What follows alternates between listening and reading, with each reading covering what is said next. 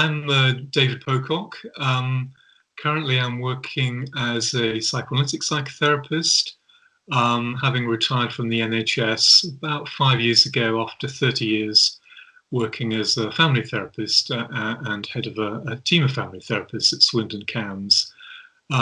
So mostly I see individuals now, but I use systemic thinking and I also supervise a number of family therapists, particularly those who have some interest in psychodynamic or psychoanalytic thinking.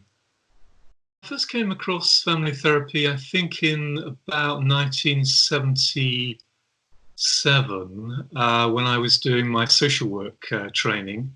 But my social work training had quite a strong Marxist emphasis at that point. So I don't think I went to any of the individual therapy or group therapy or family therapy sessions because at that stage I thought of them as bourgeois individualism. So the rest of my career has really been spent trying to catch up with those absences, which I mostly spent lying in bed. Then I think later I got the feeling of family therapy. I worked as a probation officer and I began to be aware of family therapy. And there was an excitement around it, a strong buzz.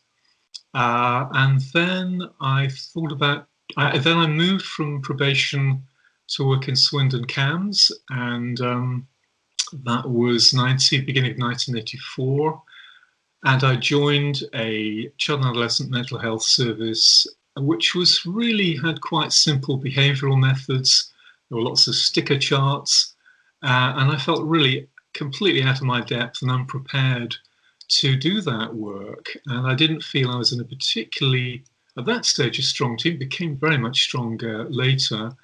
And so then I decided to do an introductory training in family therapy with Andy Treacher and John Carpenter, which was very invigorating. And but at the same time, I think in the same week I began to do that training, I decided to go into individual therapy, individual psychoanalytic therapy for my own reasons. I needed that. And then my personal therapy, which was psychoanalytic, and my training, eventually at IFT, took place concurrently, which was a strange experience because at that stage, family therapy was fairly strongly oppositional to psychoanalytic psychotherapy. Not everyone, but the mainstream was then moving away from psychoanalytic thinking. So always I've been positioned between those two modalities. Initially, I was interested in structural family therapy. It was very well taught by Andy Treacher and John Carpenter. I loved the work of Minuchin, but also I was interested in a very wide range of ideas. I think I read everything I could find at that stage. I read both volumes of the huge Handbook of Family Therapy. I ordered every week. I ordered papers from our NHS library. At that stage, the things weren't too busy that I could have time to read them, and I just was absolutely fascinated by the whole subject. And but certainly the ideas of structural family therapy, not necessarily the techniques. My techniques, as many people's have changed over the years, but the notion of structure, the notion that there's some patterns that can be understood, have stayed with me. So notions of boundaries and hierarchy, particularly very strong thinking in terms of triangles. All of those have stood me in very good stead, both in my family therapy practice and in my psychoanalytic practice, where triangles are also very important to understand.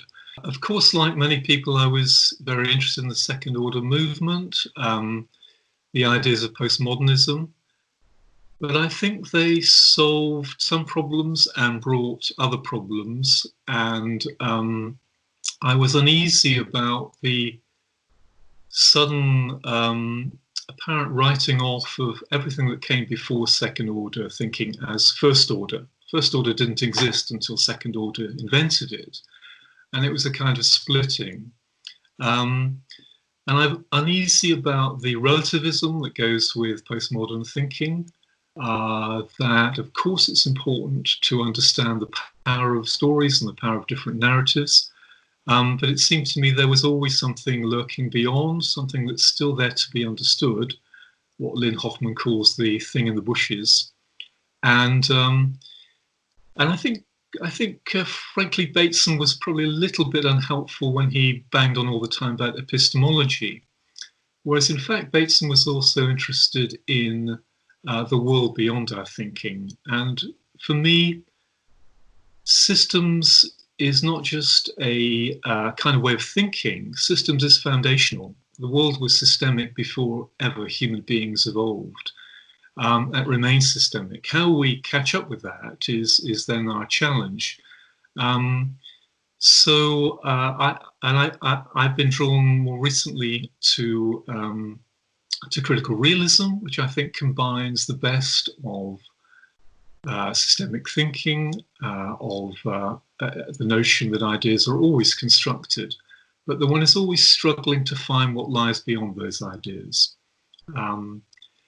And the additional important thing for me is the role of emotion, that my own experience in psychoanalytic psychotherapy, which was rather profound, was to feel emotionally understood.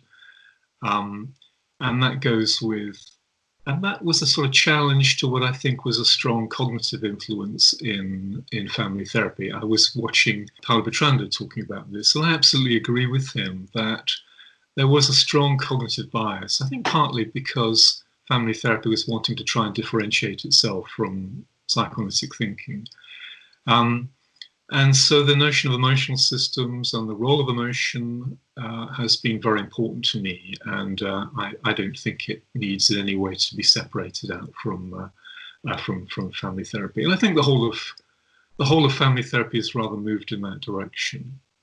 The exemplary paper for me, the one that's guided me and given me hope, is actually the Virginia Goldner and colleagues' paper on violence in couple relationships. Not necessarily because of the subject, but because they used a layering of theory, systemic theory, psychoanalytic ideas, social notions of power, and theirs was an important quote for me, which said, "We found in practice no difficulty in combining these ideas, despite the way that the history of family therapy would suggest we should," or something like that. And I found this notion of layering ideas to be extremely helpful. If you have two ideas in mind, you're less likely to think that one of them is dead true. That isn't to say that ideas can't be false. Of course they can, or ideas can be distorted. But it helped me a lot to think, I don't need to resolve the difference between what different ideas are saying, that having different layers is itself a great strength. And so that for me resolved any kind of lasting conflict about the difference between different models in systemic therapy and psychoanalytic therapy. I very much enjoy something that is authentically collaborative, not as a technique, but as a genuine attempt to make sense together with other people of what's going on. Sessions that I enjoy, whether it's with a family or with an individual, are really where each has contributed. The creation of something together with other people is a source of great joy, I think. Even if it's painful and difficult, the sense of a mutual achievement, which new thinking is, matters a great deal to me. In practice, it's a great help to let go of any notion that one has to be right, although I'm still interested in ideas that do describe the underlying ontology of the world and of people's world in that. But I don't feel any requirement to insist on that my own ideas are correct. And I'm very happy at the end of any session to sweep up any ideas that have fallen, wasted to the ground. What fits for people is most helpful. And again, what I really enjoy is this is in individual therapy or in family therapy, is to suggest a way of thinking And people say, well, it's not quite like this, it's more like that. And then that may prompt something in me. And then we have a discussion about it. And gradually some new way of thinking, which seems to fit and adds to our sort of collective knowledge of the other, begins to grow. So that for me is a method that crosses both systemic therapy and psychoanalytic therapy. Although I keep making that distinction, in practice I don't really make that distinction very much anymore. I don't know where the psychoanalytic bit of me finishes and the systemic bit begins. It's all sort of mushed in there somewhere together.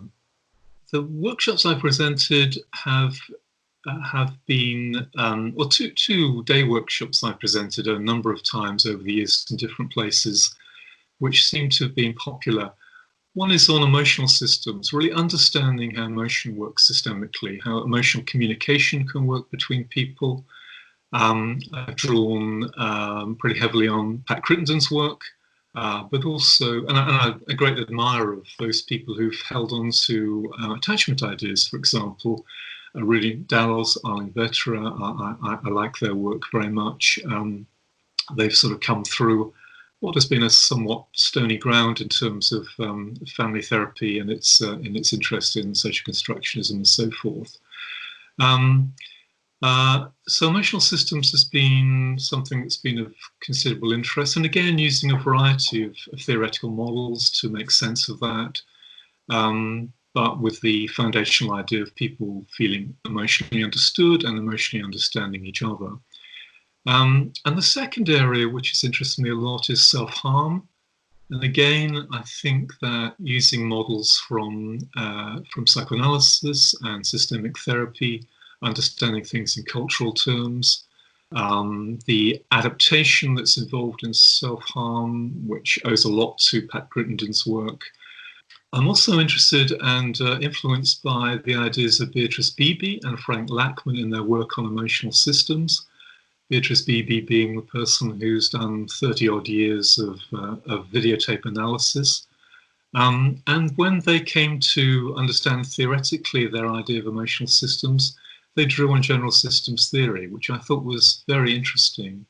And their model of self and interactive regulation, I think, should be required teaching on every family therapy training, but probably isn't. And indeed psychoanalytic training, which probably isn't. It occupies that middle ground.